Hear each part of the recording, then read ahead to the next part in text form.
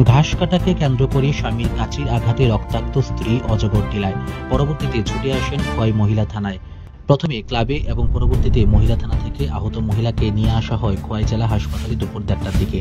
জানা যায় স্বামীর নাম রমেশ ঘোষ। গোটা ঘটনার সুষ্ঠু বিচারে দাবি করেছেন তিনি সাংবাদিকদের মুখোমুখি হয়ে খোয়াই জেলা হাসপাতাল থেকে।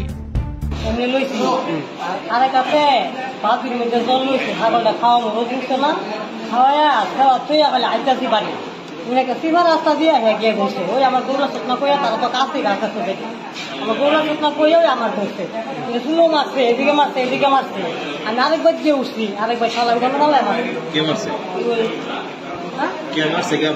স্বামী মারছে নাম কি? গণেশ ঘোষ। আপনার নাম কি? গরু ঘোষ।